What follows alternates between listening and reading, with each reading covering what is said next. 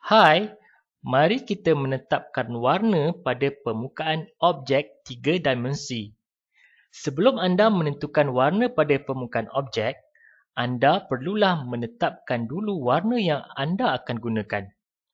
Untuk latihan ini, klik pada pilihan Create dan klik pada pilihan Teapot untuk menghasilkan objek teapot.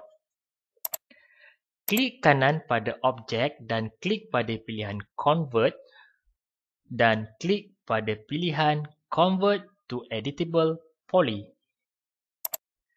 Klik pada pilihan Material Editor. Dalam Material Editor, klik pada pilihan Standard dan pilih Multi atau Sub Object, kemudian klik pada butang OK.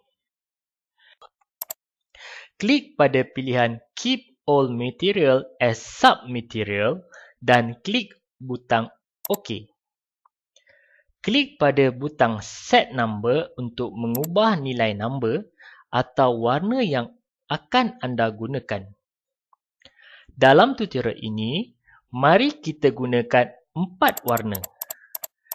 Klik pada kotak pilihan warna dan pilih warna mengikut kegemaran anda dan klik pada butang OK.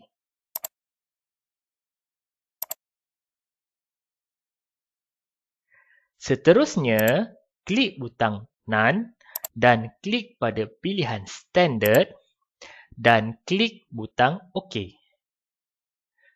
Klik untuk memilih warna objek dan klik butang OK.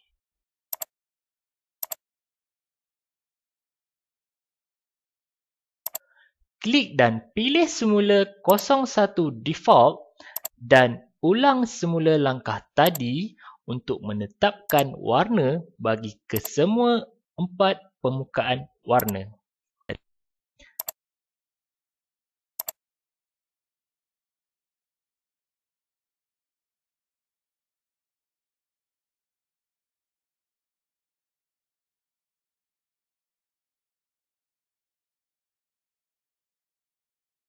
Setelah selesai, klik pada butang Assign Material to Selection.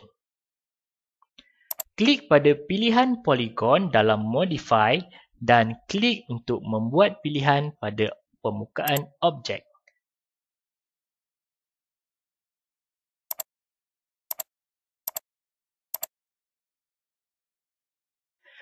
Klik dan scroll untuk memilih Polygon Material ID. Pada awalnya, set ID adalah pada nilai 1.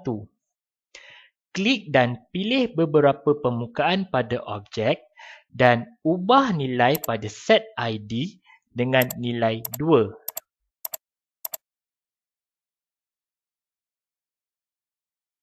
Anda akan dapati permukaan yang anda pilih akan bertukar warna mengikut warna pada ketetapan ID tadi. Anda boleh mewarnakan permukaan objek lain berpandukan tetapan warna ID yang anda telah tetapkan tadi. Selamat mencuba!